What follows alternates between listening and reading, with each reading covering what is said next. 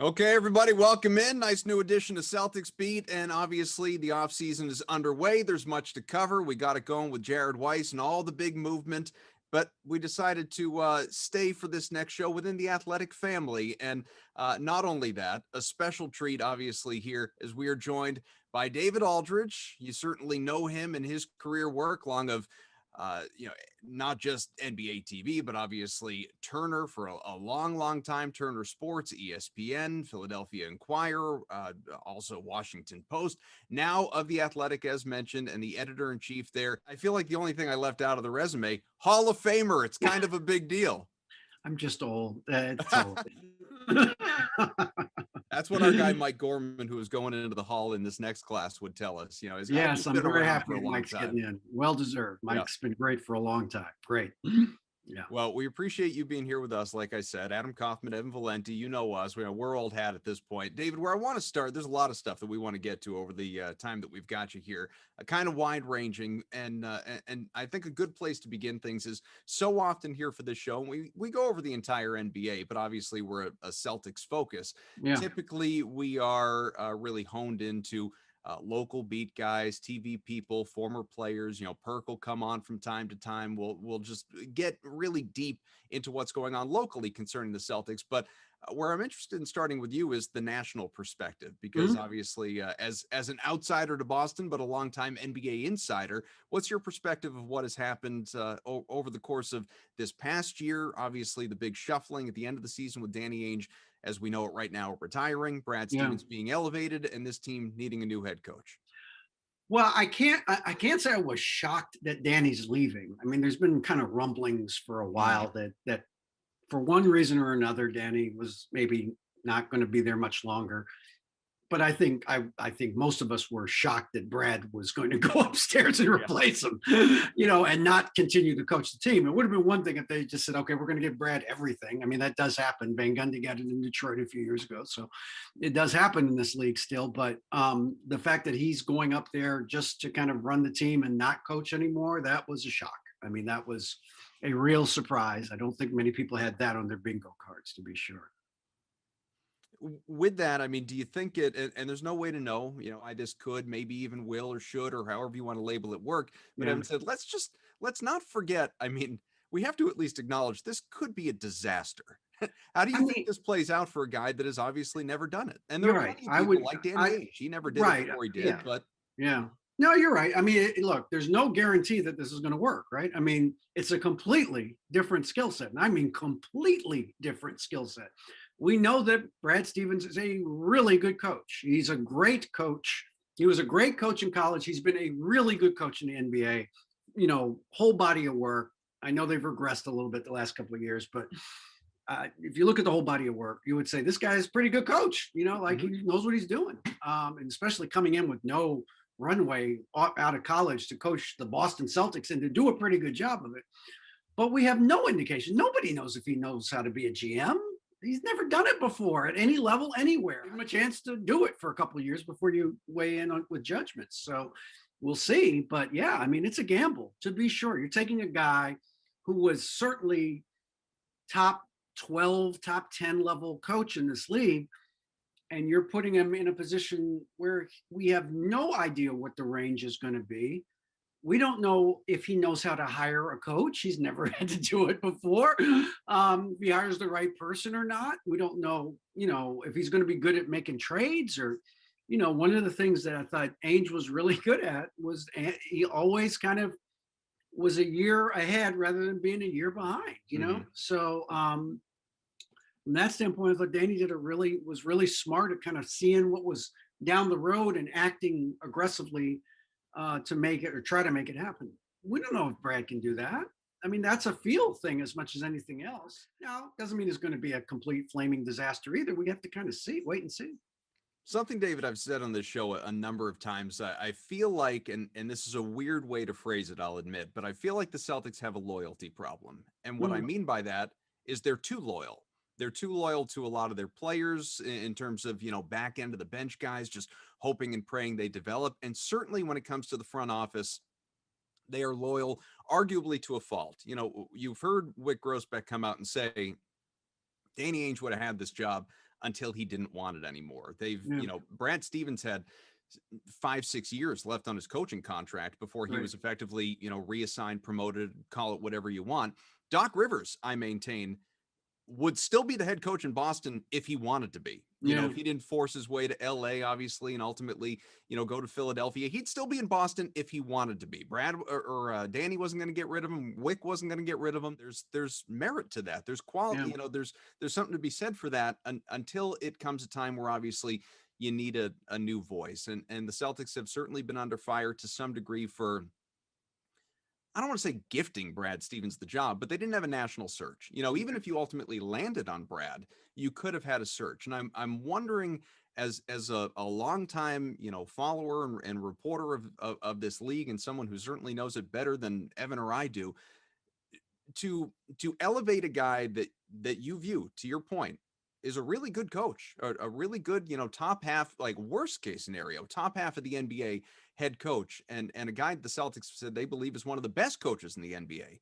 Is it easier to replace that guy? Is it easier to find a new coach? I would certainly think the latter. If you had to pick one, right? If you said you can't have the coach and the GM, you've got to replace one of them. I mean, it would certainly, to me, I think it would be easier to keep Brad where he is and promote. We don't know. I don't know what Mike wanted to do. I don't know. Mike wanted a job. Maybe he did. I don't know. We'll find out, because if he did want the job and he didn't get it, he's not going to be there very long. He'll leave in a year or two. But even if you don't go to him, if you go outside the organization, it's not that it's an easier job, but there are certainly a lot of people that can run a basketball operation, I think. That are around. Some are on teams right now, and some would leave the teams that they're on to come to Boston, and there's some who aren't working for anybody right now that I think could come in and do a good job.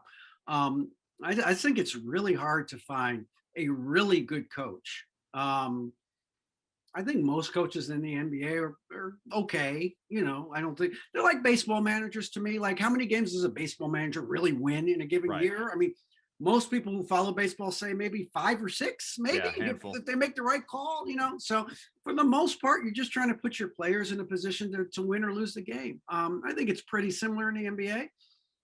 Rick Carlisle's a really good coach. He hasn't won a championship in 10 years. Like, he's a really good coach. He's the top 5 coach to me. So, and he's had Luka Doncic for the last 3 years, and they haven't done anything, I mean, in terms of getting to a championship. So I would say that if Boston has a loyalty problem, they're not the only team in the league that has it. A lot of teams stay with their guys through thick and thin. We just saw Portland, it took them 9 years to make a move on Terry Stotts, who had an okay record, but not earth shattering by any stretch of the imagination.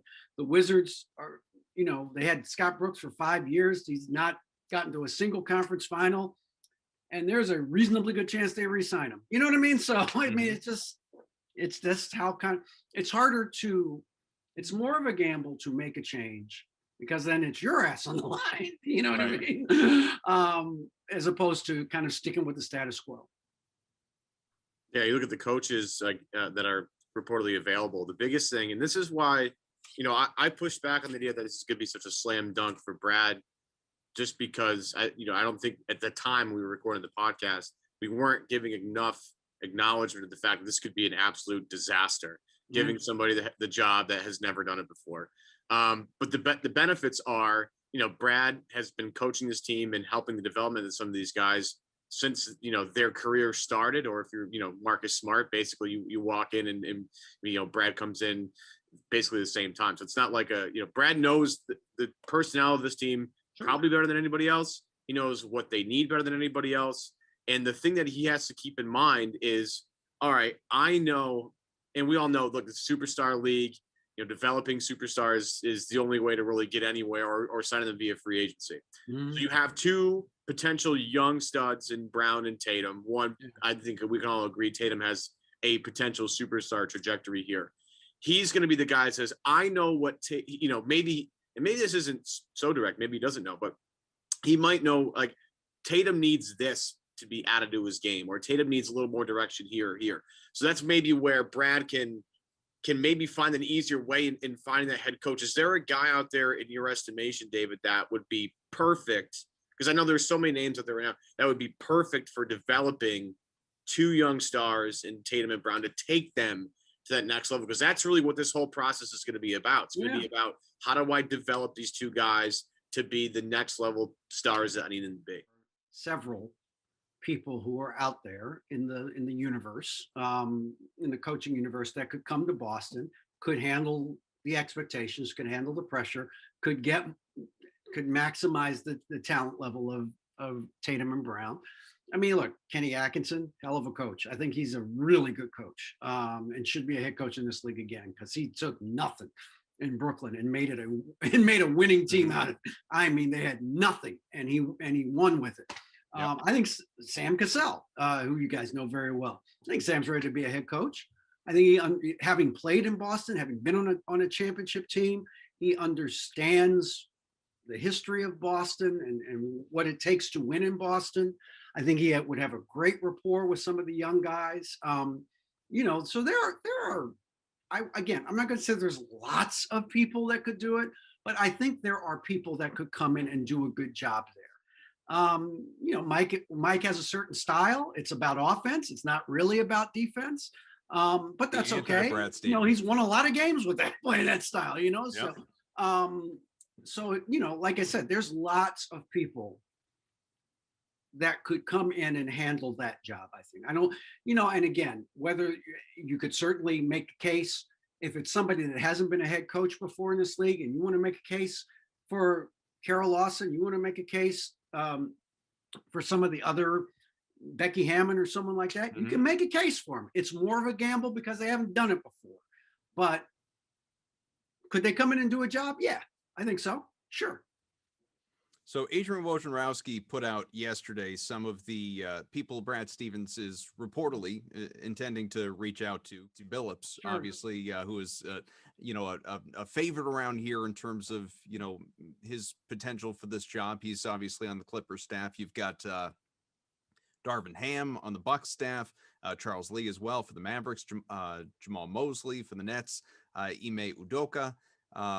Stevens has already talked to internal candidates, past and present, Jay Larinaga, Jerome Allen, who apparently has been offered a similar role with the Pistons that he currently has, Scott Morrison, Joe Mazzulla as well. You mentioned Carol Lawson, who is not yet, as far as we know, up for an interview, a little cagey as to whether she'd even be able to get out of her Duke contract to get the job in the first place. She's, barely been there, only coached 4 games lifetime, but we know Brad and the Celtics in general, big fans of Kara. She was asked about it, I guess, on an Ask Me Anything Bleacher Report thing that she did. And didn't say she wouldn't be interested, just kind of didn't touch it. She said, speculation, you can go down the rabbit hole, and there'll be all sorts of names that continue to surface. It's expected to really be an expansive search on the part of the Celtics and Brad Stevens. Unlike obviously for his new job, certainly for his old job, they're going to really kick the can on everybody and find out what they like. Is there someone, I know you said there are a lot of people you think could do a good job. Is there someone that you think,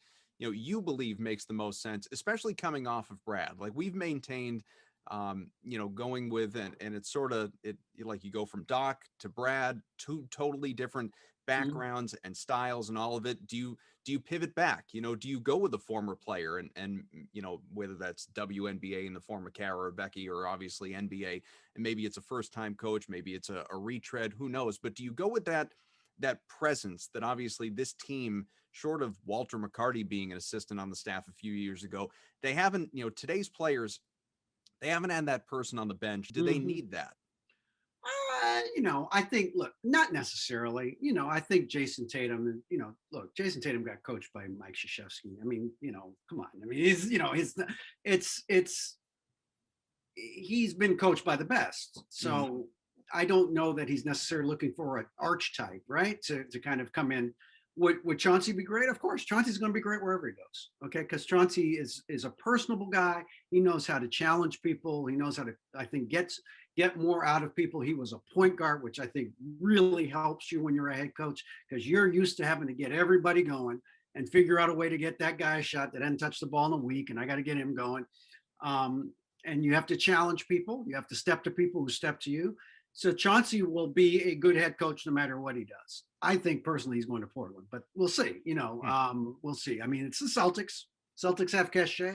But wasn't he one of the guys who was, really instrumental in convincing Kevin Garnett to come here? Yeah, no, but I'm saying it was the bittersweet thing because it didn't work out for him personally, but he understands. Let's just put that all on Rick Pitino and move on, though, right? Exactly. The Boston Celtics are the Boston Celtics. You listen when they call you. You have to listen. He gets that.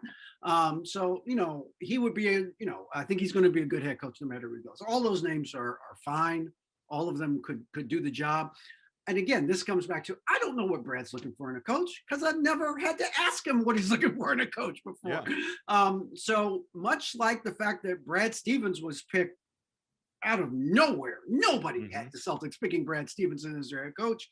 I am not going to be surprised if he picks somebody that nobody is even considering or thinking about, because he certainly has never had to do this before. So I suspect his universe of potential coaches is going to be much different than kind of your traditional, well, this guy's free, this person's free, they have to be on the list because everybody talks about it. I wonder too, and the Celtics really didn't do this. They brought in some people that had been around, but they didn't do this with Brad Stevens when he got here from Butler.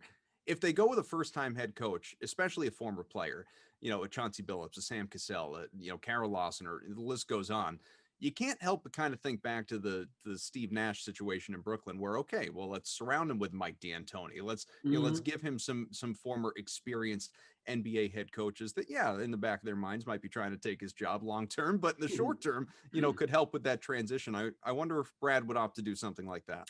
Could. I mean, again, that gets back to what does he know and think about what Jayson would want or need, or what does Jaylen Brown want or need going forward? Do they need a nurturer? Do they need someone to kick him in the ass? So I don't think you can preclude anything, I guess is what I would say in terms of qualities for a head coach. You can make the argument for anybody except for John Beeline. You know what I mean? You could make a case for a great college coach that's had success, at a high level. I mean, we were talking about who's going to replace Mike Krzyzewski, and, but this was before they hired Shire, and it was like, well, Jeff Capel could do it, right? Jeff Capel's been at the program. He's gone on his own. He's one. Tommy Amaker could do it. And then you think about, well, could Tommy Amaker coach the Celtics? Why not? He's had a really good college run of late. So, I mean, people like that. And that's what I'm talking about, kind of off the beaten track that you wouldn't think of normally. You could make an argument for basically anybody because it's a pretty good job. And the guy making the decision has no blueprint. There's just I can't say this is what they should do because the guy making the decision's never done it before. So I have nothing to base it on.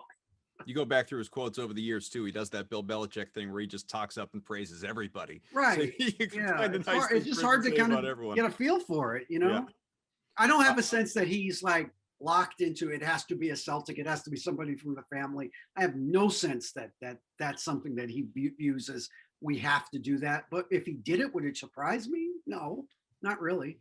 Hi guys, Cedric Maxwell here. I want to take a minute to tell you about Marigold Medical. I'm used to keeping my body in great shape, but with arthritis, even the most simple everyday tasks became unbearable. As soon as I called Marigold Medical, I knew I was in good hands. No drugs, no surgery, just an experienced team of caring professionals that wanted to get me back to doing the things I love. Make the call to Marigold Medical and get back to pain-free life. Evan, you were saying? Well, it's just one of these things I don't think or maybe it's not being acknowledged enough. We're not talking about it enough, whatever, but it's like, I don't know how much Brad can rely on his relationships with other coaches around the league and trying to pry information out of certain people when it comes to assistants, whether it's Cassell or whether it's Chauncey or whatever. Like, I always love to see the picture or the video, the B-roll footage of whenever the Celtics played the Spurs over the years. There's always some great footage of Brad and Doc, or not Brad and Doc, Brad and Pop in the middle of the stands, sitting down. And I was like, I just want to be like in the vicinity of that conversation. I want to know what they're talking about, because I would love to hear a conversation with those two guys. Maybe they're not even talking about basketball. They're just talking about wine or whatever they want to talk about. Right. But I wonder if if Brad has a way to rely on the fact that he has been a head coach and is connected to all these people in some sort of way, if he's able to maybe get some different information out of different coaches when it comes to maybe hiring some of these assistants. I don't know if that's even being acknowledged enough, David. Yeah. No. Well, first of all, if we're going to talk about betting, how the hell is Julio Jones? How did the Patriots not get Julio Jones? It's a cap How issue. did that happen? It's a cap issue. It wasn't a cap. The last thing it was a cap issue. They had the money to absorb that deal. If you want to believe the reports, and I tend to on this end, they ultimately said we don't want to pay a guy who's 32 coming off an injury that for the next 3 years. Well, they like to have cap space. They don't have a number one receiver. It's killing me, David. They like to have cap space, Adam. You know that. They like to have cap space so they can afford maybe down the line. Do that though. You could have absorbed that deal, turned half of it into a bone. 7-8 million. I think it would have been a pretty easy. I don't know. What do I know? Well, the Titans also are desperate. They don't, outside of AJ Brown, who everybody loves. I love AJ Brown. Who's Ryan Tannehill throwing to? Yeah, but a 2 and a 4 is not that much. I mean, the Patriots have 7,000 picks every year. Come on. Well, and they gave a pick back anyway. So really, it was just the 2. Right. The But to your question, Mohamed Sanu. To your question, Evan, I don't think that'll be a problem. Brad's really well respected around the league. Most head coaches that I know would never have any problems. If you're interested in one of their assistants for a head coaching job, that's a promotion. Everybody wants their guys to get promoted. It makes them look good. If nothing else, it makes them look good, right? So I don't think that'll be a problem at all. I mean, Brad's spoken very highly of Utah staff, for example. And so if it was a guy on Utah staff that he really liked, I don't have any doubt he'd pick up the phone and call Quinn Snyder. So and again, Brad's really well respected around the league. I mean, I haven't talked. I mean, there's very few people that have ever had anything even remotely bad to say about the guy. I think everybody feels like, he's a straight shooter. He's a pretty above board guy. He doesn't lie. You better learn to. And well, yeah. See, that's a new skill set he's going to have to do. Yeah. He's going to have to come up with. Like he's never dealt with agents who say you got to sign my guy or I'm never bringing another client here again. Are they telling the truth? Probably not, but you don't know that at the time, right? So you got to deal with that in real time. So yeah, I mean those are different skill sets to be sure. Brad versus Clutch will be a fun war over the next couple of years. Very easy to deal with. Not even slowly, just taking over the world. Yeah. So, let's get into. We've done plenty on coaches. Let's get into some players. And Kemba Walker, obviously, this came out yesterday. It shouldn't surprise anybody. I mean, the fact that it's even viewed as remotely new, like the Celtics tried to get rid of Kemba Walker for Drew Holiday last year. Yeah, we were talking about it last year. That's not at all new. I guess the new element is.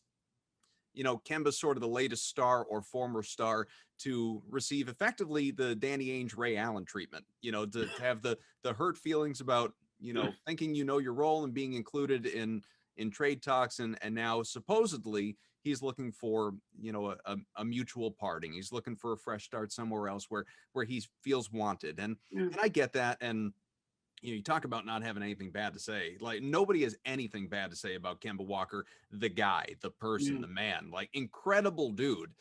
Unfortunately, he's just dealing with a chronic knee injury that he can't stay on the floor. To the idea of getting rid of him, I've been advocating for that for a year. Like, please, yes, move that contract. It's not about Kemba. It's about the deal. Move the money. I just don't know where makes sense and what you also will have to give up with him in order to make that happen, to get something back that you're content with. Yeah, I don't think it'll be hard trading Kemba Walker for some of the reasons you mentioned. First of all, Kemba Walker's a hell of a player. When he's healthy, he's a hell of a player. Mm-hmm. He's a guy that will take and make big shots in the fourth quarter. He is a guy, as you guys know, that was an excellent defensive player at his position this year.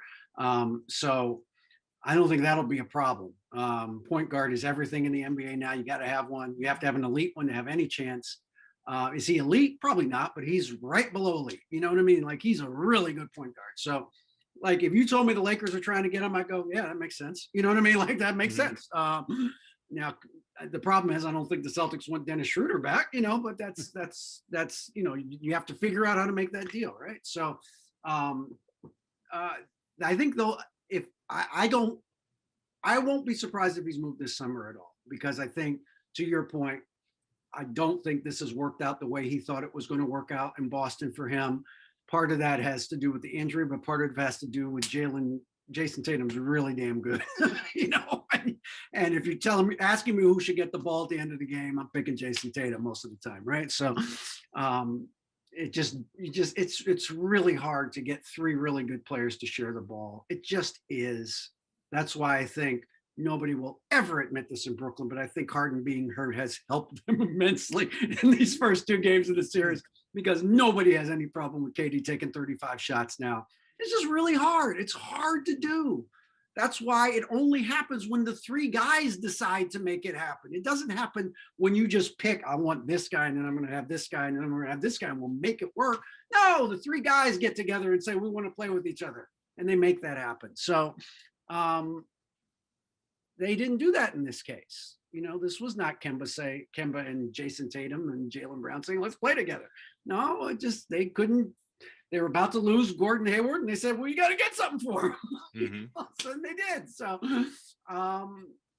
So yeah, that won't surprise me. I mean, like, for example, and again, this is based on no information. You told me Toronto was trying to get Kemba Walker. I go, yeah, that makes sense. That makes a lot of sense for them. They still have a window. They still think they can contend. If you tell me we can replace Kyle Lowry with a fixed cost player in Kemba Walker, and it's a high cost, but it's a fixed cost, I know what I'm going to pay. Yeah, that makes sense for me. I mean, with the group that they have. So Miami, same thing, makes sense. Dragic is on his way out. They'll probably re-sign him for short money, but they need a point guard long term. And Kemba's pretty good. So there's suitors. There's teams where it makes sense to go get Kemba Walker. There have been some interesting names floating around. Of course, what apparently spurned the Walker, hurt feelings. Danny Ainge trying to deal him for Drew Holiday, like we mentioned before. He wound up in Milwaukee. That's, not turned out great in the postseason anyway. And then, more recently, Chris Mannix said they tried to deal him for LaMarcus Aldridge in the middle of the year, which, I mean, that is really a slap to the face if you're Kemba Walker. So I don't know. I mean, we're going to continue to hear stuff, obviously, over the course of the regular season or off season. It's silly season. It's, rumors fly. Yeah. And to that end,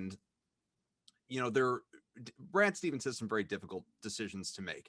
Seemingly, Jayson Tatum is untouchable and should be. I feel the same way about Jaylen Brown, but some have, at least entertained the, would you trade Jaylen Brown for X? We know close to home for you that the Tatum, the Celtics, they'd love to see Bradley Beal there in the event that obviously the Wizards were going to deal him. You'd probably have to part with Brown in that package. Now there are the, Damian Lillard, now that he's not going to get Jason Kidd and he's not thrilled with what's going on. He may want out of Portland. Well, you'd probably have to obviously get rid of Jaylen Brown in that package as well. In terms of Boston acquiring a genuine, real current day star, like I said, Beal close to you, Lillard, guys like that, maybe someone we're not even thinking about. Is there a possibility?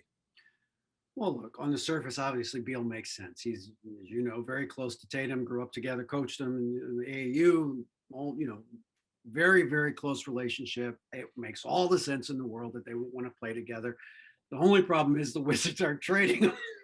Other than that fact, it's kind of a big deal. Yeah. They've had 2 years to trade this guy, and they haven't traded him yet. So I have to think they're going to ride this pony out, now that they had some semblance of success at the end of this season with him and Westbrook playing at a very high level, that they would like to have at least one more year of that grouping together and try to build around them. Now, I don't know if I don't think they'll be able to, but we'll see.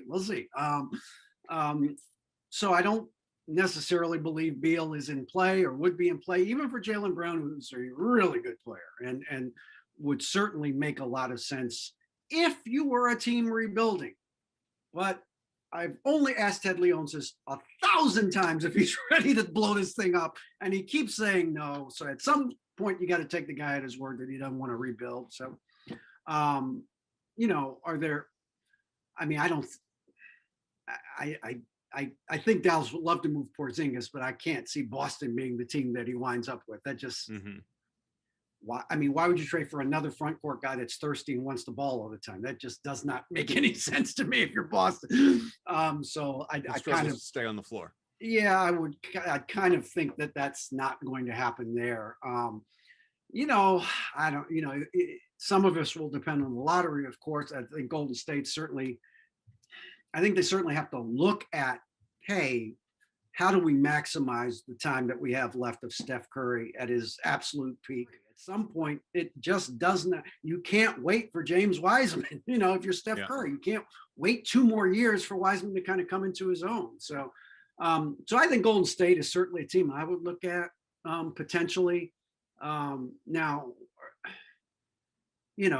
would they trade Draymond? I don't think so. But for Jaylen Brown,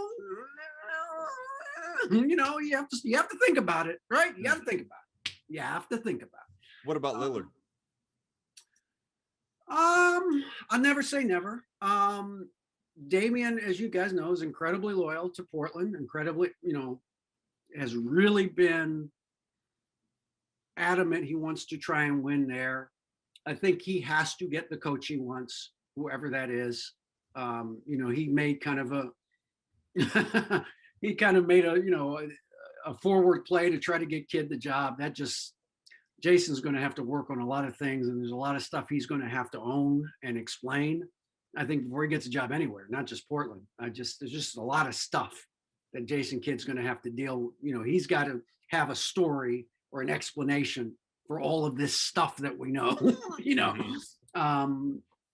So if it winds up being Billups, so I think it will be. I think Lillard said he'd be fine with Chauncey as the coach. So look, is it possible?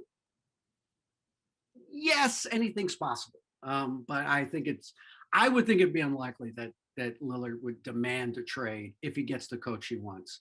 And I suspect if he gets some say in, hey, I'd like, we need to get X player, Y player in a trade. And if that means trading McCollum or one of the other guys, I'm sure he'd be down with that if it makes the team better.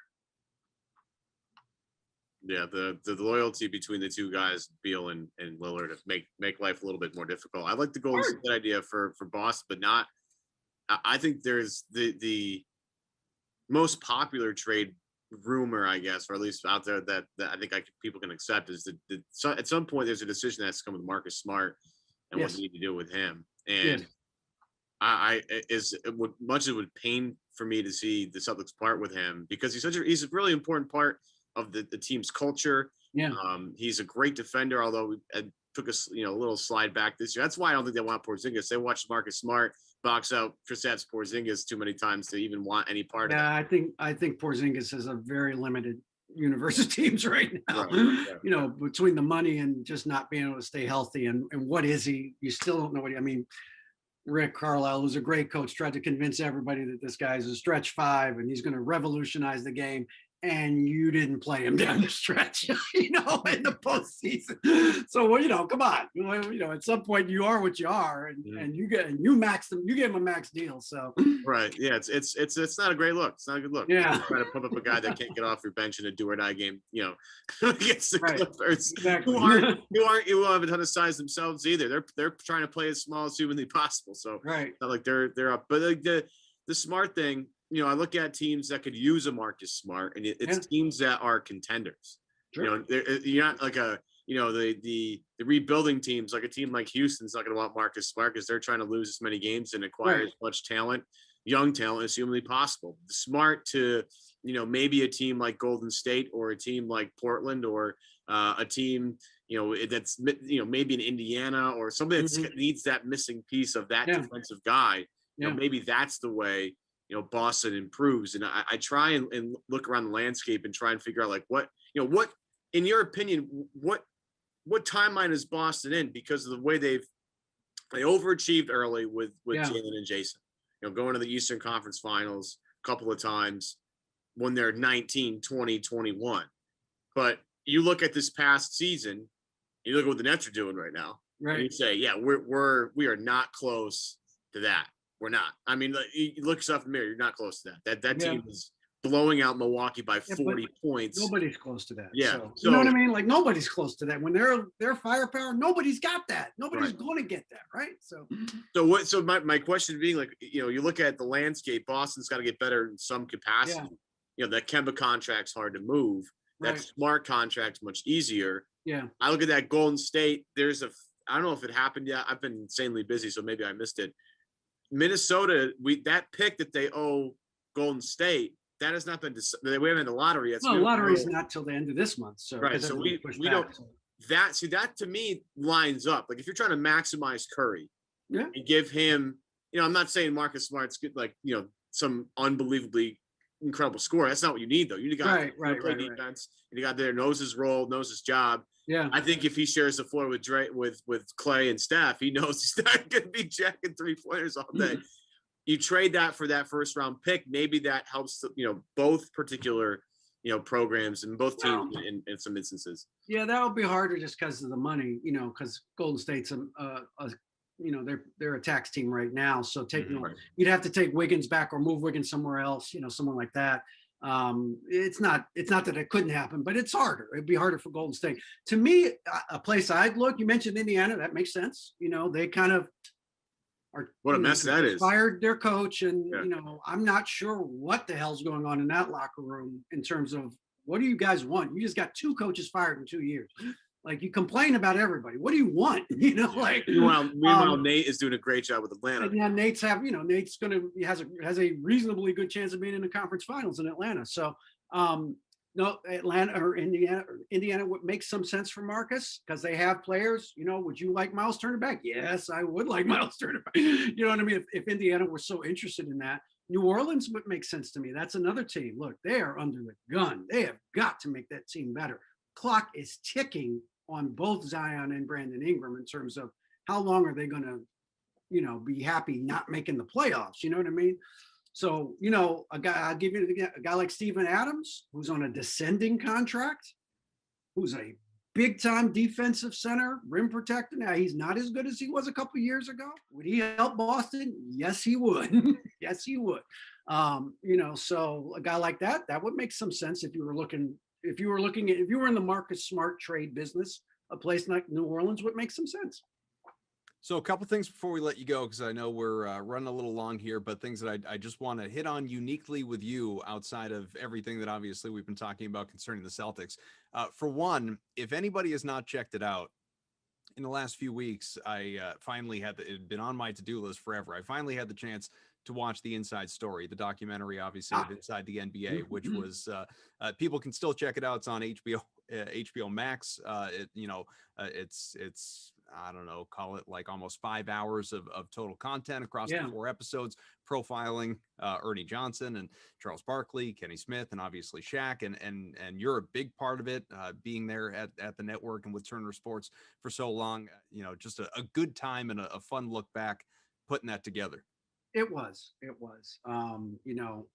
As I tell people all the time, I left Turner and I did not leave because I was unhappy at all. I was not.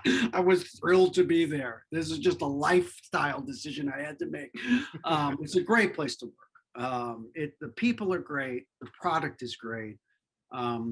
Everything that you see on the air is what you would see in the control room when we're all watching the games before, during the first half or the second half. It's the same banter. It's the same yelling at each other in this, really kind of big brother, little brother kind of way. And it's the place is just full of good people is how I would put it. And so to work with them for 14 years and to work on that show, not all the time, but occasionally, it was a great thrill. I enjoyed working with all of them and getting to know all of them. And the chemistry speaks for itself when you watch it every week on the screen. And I know that it's not for everybody. There's some people who want way more basketball, but I think Charles said it best. He said, we could just do an X and O show and we could talk about advanced stats and all that sort of thing. Well, no way would be on 20 years if we had done that. And he's absolutely right. And that's not a criticism of advanced stats. It's just that everybody doesn't watch basketball to know what somebody's true shooting percentage is. You know what I mean? I mean, it's just not what draws people to basketball. It's not what draws everybody to basketball. Let's put it that way. So you have to speak to a broader audience on a different level. And that's what that show does better than any studio show in the history of sports television. I mean, ever. Baseball, football, basketball, hockey. There's no show that does that better than that show does. No, and as they've all said, it's entertainment first and foremost. I mean, hell, like to your point about X's and O's, they are the antithesis of that, and they and own that. In fact, Yeah, welcome that. They embrace that to the point where they have members of that that show doing, excuse me, a like segments around like let's see if we even know who these guys play for. exactly. And I You know, and I get it. Look, I have had arguments, or if you want to say discussions with people around the league, yeah, other teams within the league office, over 20 years about, hey, they're always dumping on the product. It makes the product look bad. No, it doesn't. People, look, when you're sitting at home and one team's up 70-36 at the half, what do you say? This game sucks, is what you say. That's what you say. Well, that's what they say. They don't pretend like, oh, they could mount a comeback in the second half. No, they can't. So people, they're being honest. It's okay to be honest.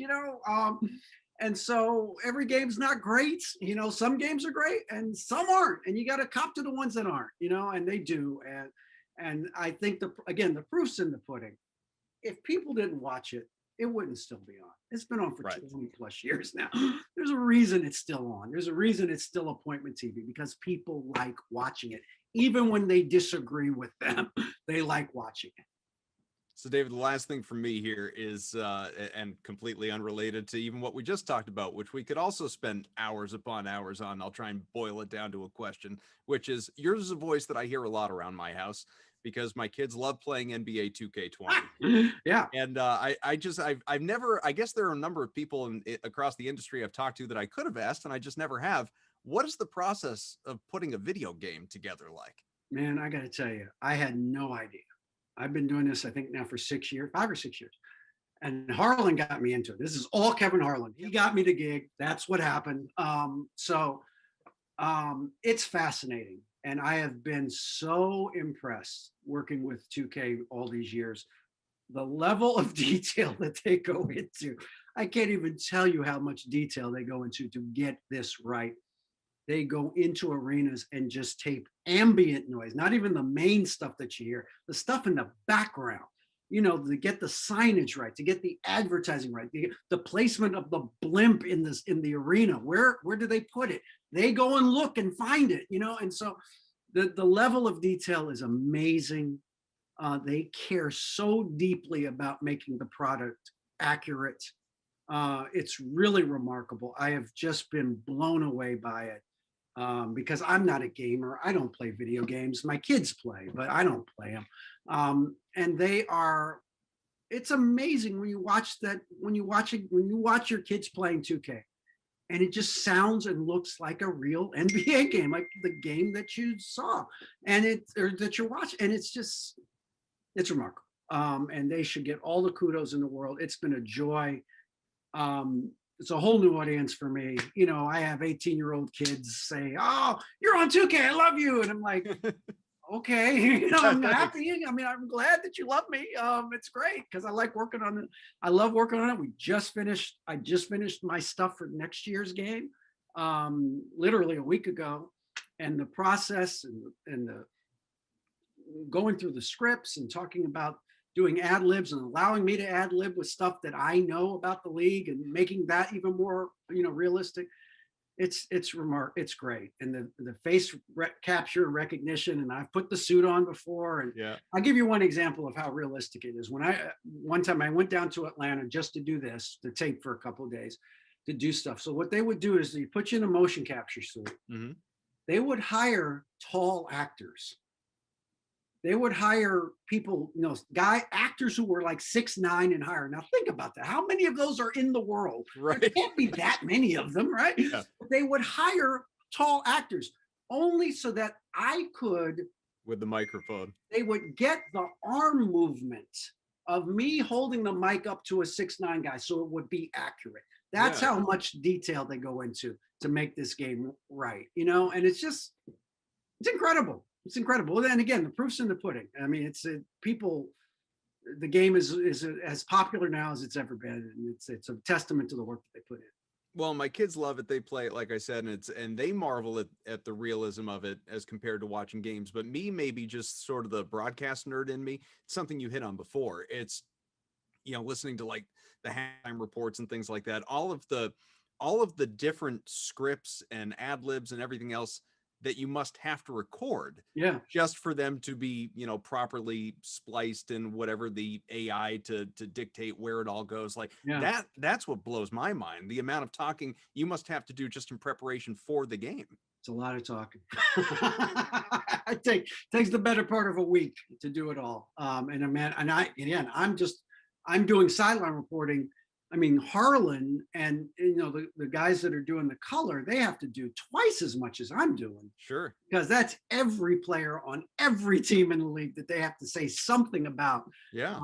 And it's a labor. It's an incredible labor. And we do it because we really, I know I've talked to some of the other people that are involved. We do it because we really are proud of the product. Like we really are happy to be associated with a company that takes it as seriously as they do. Yeah, I think I have two quick questions on 2K. Sure. One, was it weird hearing yourself for the first time in the video game? You're like, holy bleep, that's me. I can't believe it's actually happening. A little bit, yeah, a little bit. It was my voice, but obviously it's a two-dimensional picture of me, right? So it's like they try to make it as lifelike as possible, but at the end of the day, it's a two-dimensional picture of yourself. And it was kind of weird. But again, the first thing, of course, you say is, I don't wear that suit. I don't have that suit. What is that? But yeah, I mean, it was kind of weird. Sure. Yeah. But you get used to it. You do. But it's like athletes, right? Everybody wants to be in a video game. Exactly. I had no desire for this. This was not on my, I have to do this before I retire. It was a happy accident. I'm glad it happened because it's been an eye opener for me, but it was not on my bucket list. It just, it's just one of those things, if somebody said, let's skydive today. I don't have any desire to skydive, but I guess if I did it, I probably would have a great time doing it. Yeah, it's the craziest thing you'll ever do. Trust me, I did it once, and is that right? It's absolutely nuts. So if you ever want to have the craziest experience of your life, do that.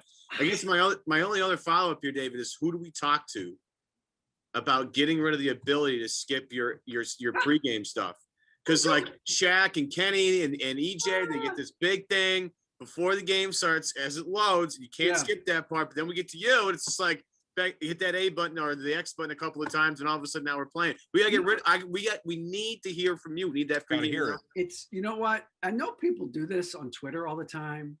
They say these things. They say like, "I skip you all the time," and I always say back to them, "You know what? The check cashed. I'm sorry. Yeah. You can skip me all you want. I looked at my statement. The money's in the account." Well played. Well, it's been a great thrill, and thank you so much for coming on. I know I've been bugging you from time to time about getting you on with us, and I'd love to do it again at some point. Sure, my pleasure, guys. Good luck with your search. Yeah, thank you. Yeah, we'll let you know how it goes. You'll see it when we all do, I'm sure. David Aldridge, again, editor-in-chief at the Athletic in DC, of course. Part of the NBA 2K family and Long of Turner Sports and all of it. And for anyone that has not checked out the Inside Story documentary or 4-part manifesto, in a matter of speaking, do that, because it's a great, entertaining, fun look back at history and to where they are now there with inside the NBA. But yes, a lot going on in the Celtics world universe, and we will find out how things progress in the weeks and months to come here this offseason. Kevin Valenti, I'm Adam Kaufman. We'll catch you again next time.